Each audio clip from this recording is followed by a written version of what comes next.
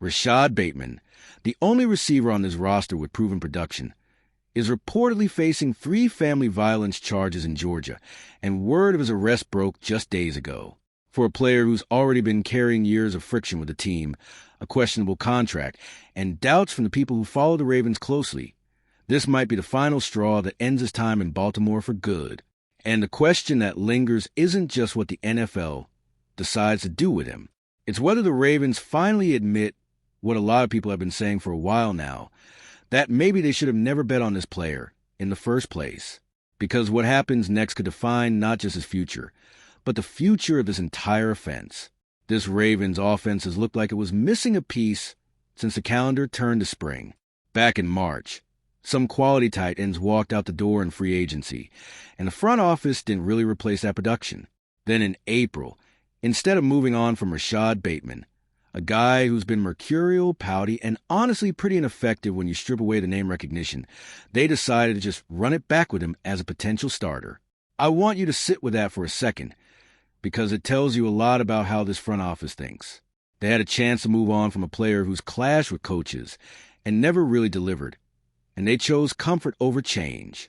Then in May, they threw a bunch of Day 2 and Day 3 draft capital at pass catchers, which on the surface sounds like a fix. But rookies drafted that late usually need time, and time is something this offense doesn't have a lot of. By the time training camp rolled around, even the coaching staff wasn't exactly selling the tight end room with any confidence. Nobody was talking these guys up as ready to handle real NFL assignments, and blocking matters at that position just as much as catching the ball does. If Mark Andrews is anywhere near as cooked as I believe he is at this point, that tight end situation is going to feel even more exposed once the games start counting in September. And on top of all that, rookie head coach Jesse Minter played it about as conservative as you can get through the preseason. His real offense, his real starters, barely showed up in these exhibition games. So we still don't have a clear picture of what this unit actually looks like when it matters.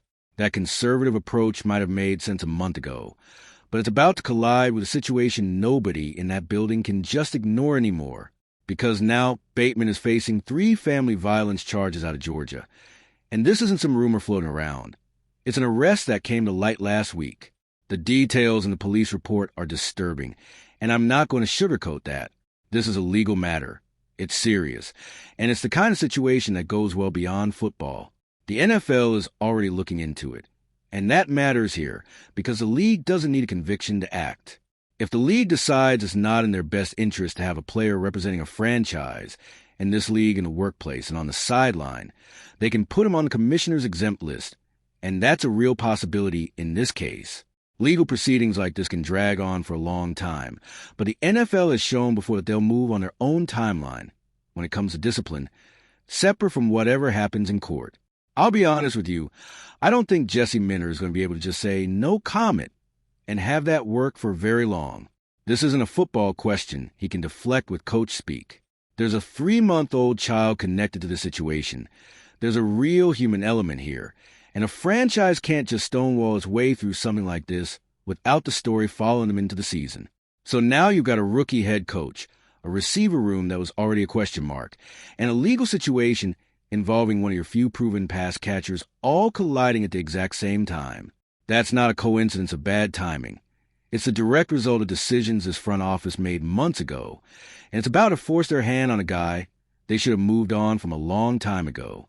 Because let's be honest about who Rashad Bateman actually is at this point. I've said for years now that I'd have traded him for whatever the Ravens could get and called it addition by subtraction. This is a new opinion for me, and I've been on record about it in this space more than once. He doesn't exude winning traits, and I wouldn't have had him on the plane back to Baltimore after everything that happened. Part of the reason he's still around is that the general manager hates getting ripped for years of whiffing on wide receiver picks, and Bateman is a former first-round selection who happens to work cheap. He works cheap because of a short-sighted holdout a few years back.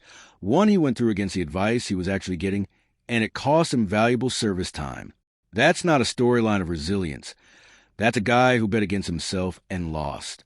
He's clashed with the team over his medicals more than once, and he's felt aggrieved by coaches repeatedly, like he's forever stuck auditioning for his next last chance. He's never clicked with a 2-time MVP quarterback in Lamar Jackson for any meaningful stretch of time, and his health has always been a little iffy when you need him most. When a guy is the subject of this many trade rumors year after year, it's usually for good reason, and I think we're seeing why right now. The Ravens got over on him with that contract, and I think they convinced themselves that would somehow motivate him to become a player he was never going to be, especially not in Baltimore. But here's the thing. This receiver room was already built around the idea that he had to be a factor for the offense to work. So what happens now when the guy the whole plan depended on is facing charges like this? That question brings us straight to the guys who are supposed to pick up the slack. And honestly, none of them have proven they're ready to do it yet. Devontae Walker might actually be a better player than Bateman at this point, but we won't know for sure until he gets a real, extended run in games that actually count. And staying healthy has been a problem for him so far. That's a big if to be building a receiver room around. Then there's Jacoby Lane, who genuinely looks like the real deal when you watch him.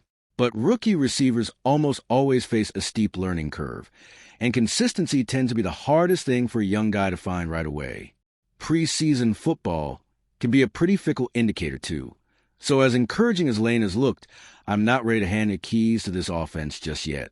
Zay Flowers is a heck of a football player, and I don't think anybody in Baltimore is questioning that.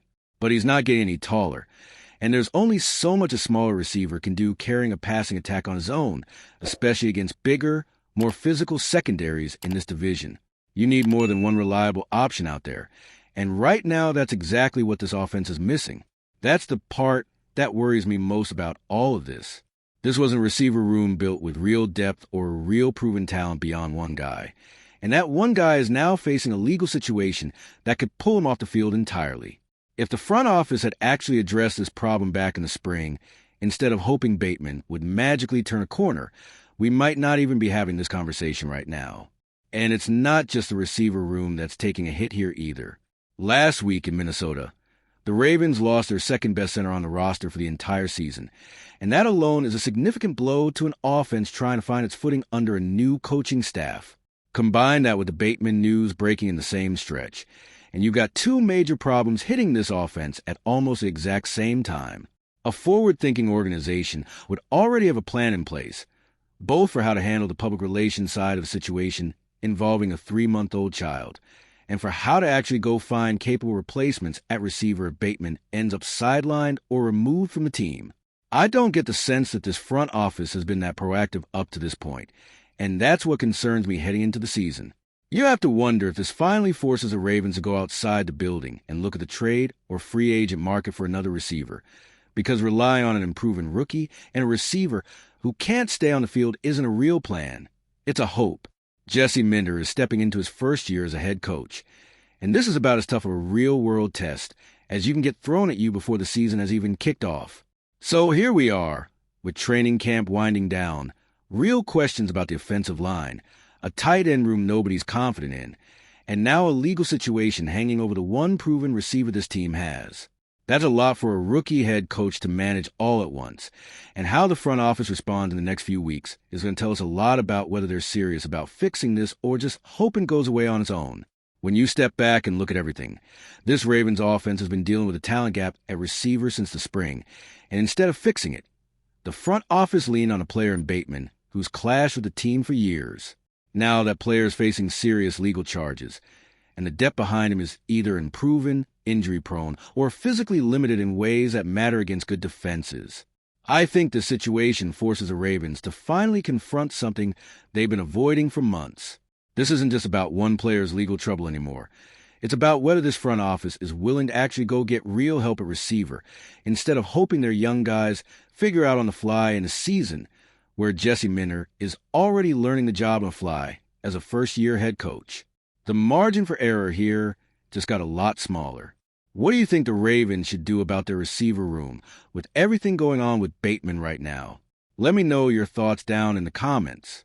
And if you're a true Ravens fan and love keeping up with everything happening around the team, don't leave this video without sharing it with a friend who's just as passionate.